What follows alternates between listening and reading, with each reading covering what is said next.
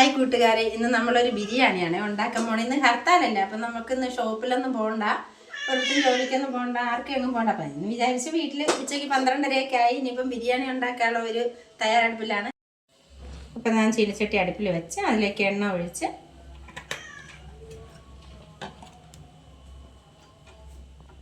എണ്ണ ചൂടായതിനു ശേഷം നമുക്ക് അതിൽ കടുക് താളിക്കാം.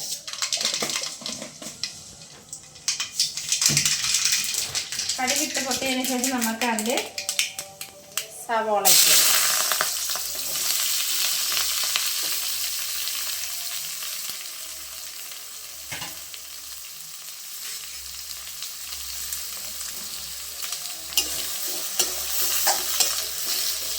സവാള വഴയുന്ന നേരത്ത് നമുക്ക് അതിന് വേണ്ടിയുള്ള മറ്റുള്ള സാധനങ്ങളൊക്കെ തയ്യാറാക്കാം.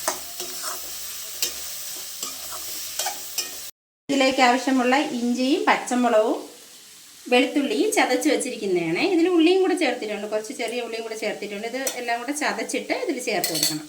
ചേർത്ത് നമുക്ക് നല്ലോണം ഇളക്കി മൂടി വയ്ക്കാം. നല്ല വഴലണം.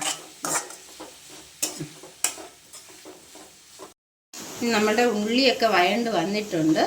നമുക്കിതിലേക്ക് ആവശ്യമുള്ള പൊടികൾ ചേർത്ത് കൊടുക്കാം. നമുക്ക് സാധാ ചിക്കൻ കറി വെക്കണ മാതിരി ഉള്ള കൂട്ടൊന്നും ഇതിൽ ചേർക്കണ്ട, കുറച്ച് പൊടികൾ ചേർത്താൽ മതി.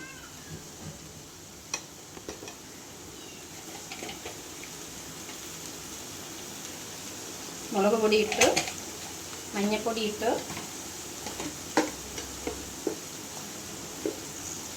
മല്ലിപ്പൊടി ഇട്ടു, ഇനി ഗരം മസാലപ്പൊടിയും കൂടി ഇടും. ഗരം മസാലപ്പൊടി ഇട്ടിട്ടുണ്ട്. ഇനി നമുക്ക് നല്ലോണം ഇളക്കി ഒന്ന് വെള്ളം വയ്ക്കാം. ഉപ്പ് വേണ്ടേ? ഉപ്പ് പിന്നെ ഇട്ടാൽ മതി, ഉപ്പ് ഇപ്പോഴേ ഇടൂല.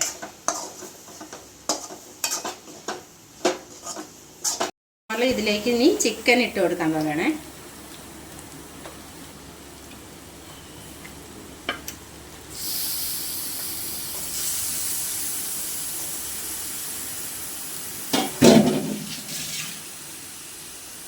ഇതിന് നമുക്ക് ഇളക്കി മിക്സ് ചെയ്ത് ആവശ്യത്തിന് വെള്ളവും ചേർത്ത് കുറച്ച് വെള്ളം ഒഴിച്ചാൽ മറ്റേ നമ്മൾ സാധാ ചിക്കൻ കറി വയ്ക്കും പോലെ വെള്ളം കൂടുതലൊന്നും ഒഴിക്കണ്ട. കുറച്ച് വെള്ളം ഒഴിച്ച് നമുക്ക് നല്ലോണം വേഗം അടച്ച് വയ്ക്കാം. നമുക്ക് തിളച്ച വെള്ളം ഒഴിച്ചു കൊടുക്കാം. കുറച്ച് വെള്ളം മതി. നമുക്ക് മറ്റേ സാധാ ചിക്കൻ കറി വയ്ക്കുമ്പോൾ ഒത്തിരി വെള്ളമൊന്നും ഒഴിക്കണ്ട. കുറച്ച് വെള്ളം ഒഴിച്ച് ഇളക്കി നമുക്ക് മൂടി വെച്ച് വേകാൻ വയ്ക്കാം. ആ സമയം കൊണ്ട് നമുക്ക് ബിരിയാണി അരി വേവിച്ചെടുക്കാമേ. മൂടി വെച്ച് വേവിക്കാം.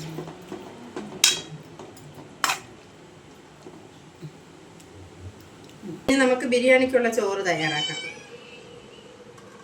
ആദ്യം നെയ്യ് ഒഴിച്ച് നമുക്കതിൽ ഉള്ളിയൊക്കെ വറുത്ത് കോരാം.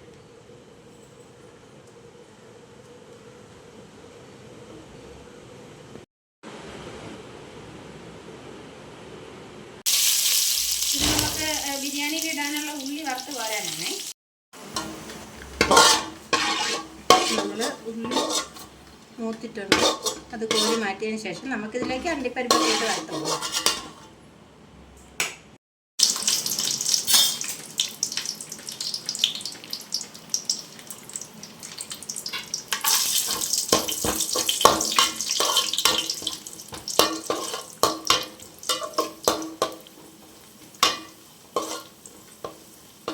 ബിരിയാണിയിൽ ഇടാനുള്ളതാണ്.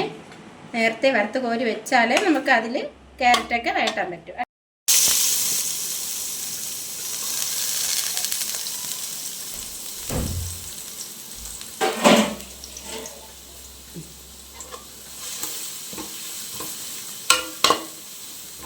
ക്യാരറ്റ് വഴറ്റിട്ടുണ്ട്. നമുക്ക് അതിൽ കുറച്ച് കുരുമുളക് ഇട്ട് കൊടുക്കാം, മുഴുവൻ കുരുമുളക്.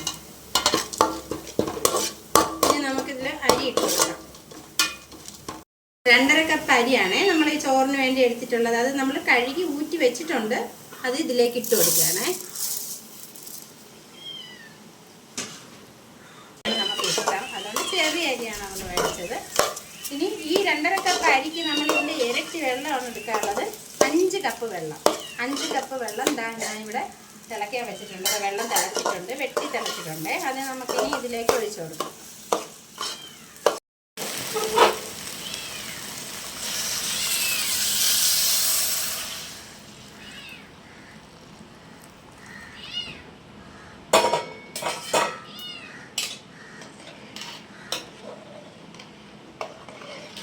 ഇനി നമുക്ക് ഇതിൽ ആവശ്യത്തിന് പട്ട, ഗ്രാമ്പു ഇതൊക്കെ ഇട്ട് കൊടുക്കാം. പട്ട, ഗ്രാമ്പു, ഗരം മസാല എല്ലാം കൂടെ ഇട്ട് നമുക്കിനി ഇത് അടച്ചു വെച്ച് വേവിക്കാം. ആവശ്യത്തിന് ഉപ്പും കൂടെ ചേർക്കണം. ഉപ്പിട്ടില്ല,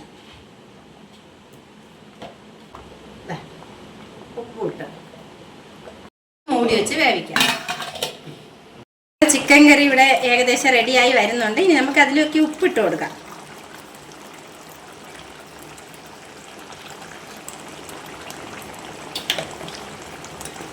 ഇനി കുറച്ചും കൂടെ ഒന്ന് വറ്റണം.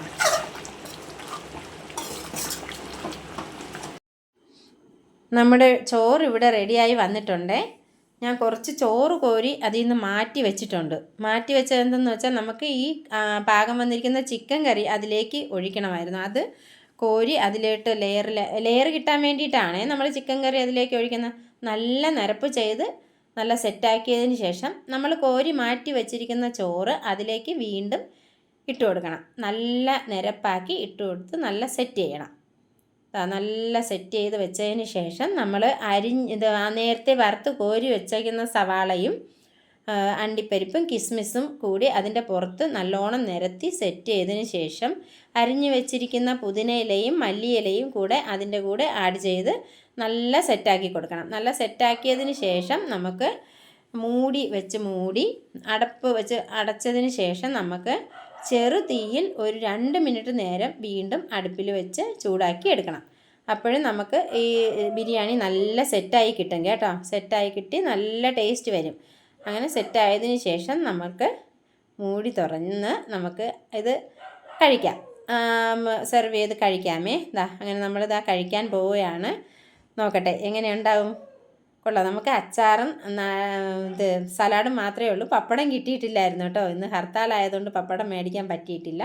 അങ്ങനെ കൊള്ളാം കേട്ടോ. നല്ല ബിരിയാണി. എല്ലാവരും ഇങ്ങനെ ഉണ്ടാക്കി കഴിച്ച് നോക്കണം കേട്ടോ. അപ്പോൾ പിന്നെ എൻ്റെ വീഡിയോ ഇഷ്ടമായെങ്കിൽ എല്ലാവരും എൻ്റെ ചാനൽ സബ്സ്ക്രൈബ് ചെയ്ത് സപ്പോർട്ട് ചെയ്ത് ലൈക്കും ചെയ്ത്